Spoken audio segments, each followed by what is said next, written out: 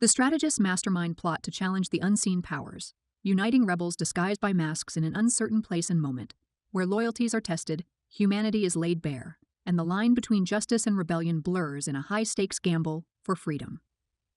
An enigmatic figure known only as the strategist carefully selected a team of 8 individuals, each bearing the scars of a complicated past and the skills necessary to execute an unprecedented plan. The strategist's vision was audacious: to infiltrate a secretive, heavily guarded facility and orchestrate a crime that defied conventional logic. Unlike ordinary robberies that focused on stealing existing wealth, this operation aimed to manufacture a fortune from nothing, to challenge the very foundations of power and wealth. The team members were given code names inspired by distant and exotic places, names chosen to erase personal identities and unify them under the cause. There was Sahara, a fierce and impulsive woman with a sharp mind and quick reflexes; Oslo, a stoic enforcer with a quiet but commanding presence; Cairo, a young man marked by a tragic history and technological savvy; Amazon, a nurturing yet determined leader responsible for overseeing the creation process; Atlas, whose commanding authority kept the group balanced; Kyoto and Zephyr, a pair bound by a deep familial connection; and finally Echo, the reserved yet reliable operator skilled in communications. The location of their target was deliberately vague, an isolated compound whose exact position remained a secret even to most members of the team. Time was equally ambiguous, described only as a brief, critical window during which their plan must be carried out with precision. These uncertainties added to the mythic quality of the operation, as if the event existed in a shadowy realm outside of ordinary reality. As the day of the operation approached, the team gathered in a hidden space to review their meticulously crafted plan one final time. The strategist's approach was grounded in patience and control, orchestrating every detail from afar, commanding respect and unwavering loyalty. The members knew that their success depended not just on skill, but on trust, discipline, and the ability to withstand pressure. On the day of the operation, the team entered the facility dressed uniformly in deep red jumpsuits, faces hidden behind stylized masks inspired by an obscure historical figure symbolizing rebellion and anonymity. This choice was deliberate, a symbol to the outside world and themselves of unity beyond individual identities. Their entrance was swift and calculated. They moved with purpose, quickly overpowering the few security personnel and gaining control of the facility's interior. Hostages were taken, primarily employees and occasional visitors who happened to be in the building. The robbers treated them with calculated restraint. Too much aggression could turn public opinion against them, and their goal required the careful management of all involved. Inside the enclosed, heavily fortified environment, the atmosphere quickly became tense and claustrophobic. The team members' personalities, strengths, and weaknesses emerged under pressure. Atlas naturally assumed a leadership role, enforcing order with an iron will that both stabilized and intimidated. Amazon took charge of overseeing the complex process of producing the currency, a task requiring both technical expertise and calm decisiveness. As the hours wore on, internal tensions threatened the fragile unity. Confined spaces and high stakes exacerbated conflicts. Some questioned the plan's feasibility, others wrestled with fear or guilt over the hostages, and a few struggled with their own demons. Among them, the bond between Kyoto and Zephyr provided a rare source of comfort, a reminder of family amid chaos. Outside the facility, the strategist monitored the situation with an unblinking gaze, orchestrating each move from an undisclosed command center. Using encrypted communications and hidden surveillance, the strategist coordinated diversions, misled law enforcement, and adjusted the plan as unexpected challenges arose. The authorities' response was cautious yet determined. A skilled inspector, tasked with negotiating and resolving the crisis, faced an adversary who was always one step ahead. The struggle evolved into a psychological battle, each side probing for weakness, each testing boundaries. The strategist's mastery of misdirection sowed confusion and frustration among the law enforcement team. As the robbers set up their operations within the facility, they began the slow and painstaking process of manufacturing currency. This was no ordinary heist. It required time, precision, and control. The printing machines were old but powerful, demanding constant maintenance and oversight. Amazon and her team worked tirelessly to ensure the process went smoothly, while others secured the perimeter and managed hostages. The hostages themselves were a source of unpredictable tension. Some remained compliant, while others attempted subtle resistance or escape. The robbers had to balance firmness with compassion, aware that any misstep could lead to violence and jeopardize the entire mission. As the external pressure mounted, cracks began to show in the team's cohesion. The impulsive nature of Sahara sometimes clashed with the calculated calm of Atlas, while the emotional vulnerability of Cairo brought moments of instability. The romantic tension between Sahara and Cairo added further complexity. Love blossomed amid danger, but threatened to cloud judgment. Flashbacks revealed fragments of the team members' lives, shedding light on their choices and motivations. Sahara was driven by a desire to escape a turbulent past marked by loss and betrayal. Cairo sought redemption after youthful mistakes. Atlas had a history of military discipline, while Amazon was a mother figure hardened by hardship. These backstories deepened the emotional resonance of the heist, showing that the team's unity was forged in pain and hope. Throughout the ordeal, the strategist remained a ghostly presence, unseen yet omnipresent. Communication with the team was brief but impactful, guiding decisions and resolving crises.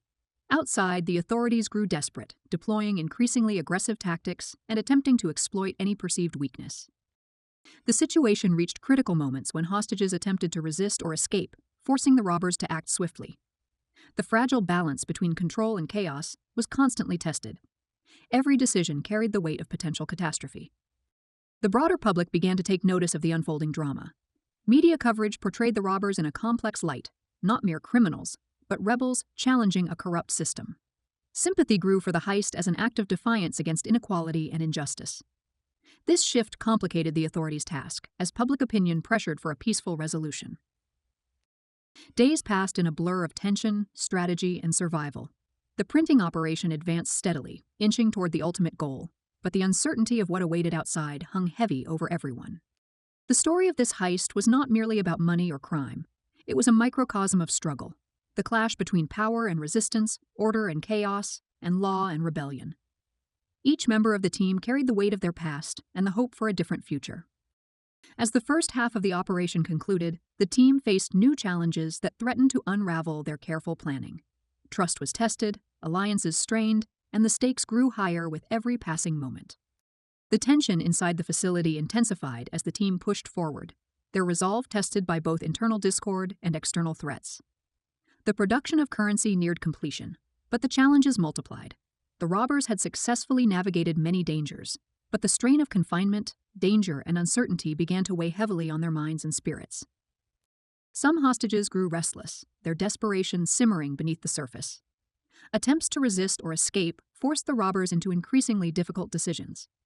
Balancing control and compassion became a daily struggle, with each interaction carrying the risk of catastrophic consequences. The team's discipline was critical to maintaining order and preventing the entire operation from collapsing. Within the team, personal conflicts flared as emotions erupted. The romantic bond between Sahara and Cairo grew stronger, but also complicated their focus, causing moments of vulnerability that endangered the mission's delicate balance. Atlas, ever the strict enforcer, clashed with these emotional undercurrents, pushing for strict order while struggling to hide his own cracks. Meanwhile, the strategist, hidden away from the chaos, continued to manipulate events with uncanny precision. Monitoring surveillance feeds, intercepting communications, and responding instantly to unforeseen complications, the strategist's remote command was the lifeline of the operation. Their ability to anticipate the authorities' moves allowed the team to stay one step ahead, but even the strategist was not immune to uncertainty. Outside, the authorities escalated their tactics. Their desperation was evident in increasingly aggressive maneuvers, psychological warfare, and attempts to infiltrate or sabotage the facility. The skilled inspector leading the operation became more frustrated as the strategist's countermeasures neutralized each attempt. The inspector's team faced mounting pressure from political leaders and the public, who were deeply divided on the nature of the crisis. Public opinion, meanwhile, remained volatile. The narrative surrounding the heist had shifted significantly from what began as a straightforward crime story and evolved into a saga of resistance and rebellion.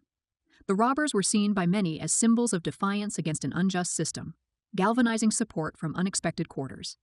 This sympathy complicated the authorities' response and infused the conflict with broader social significance.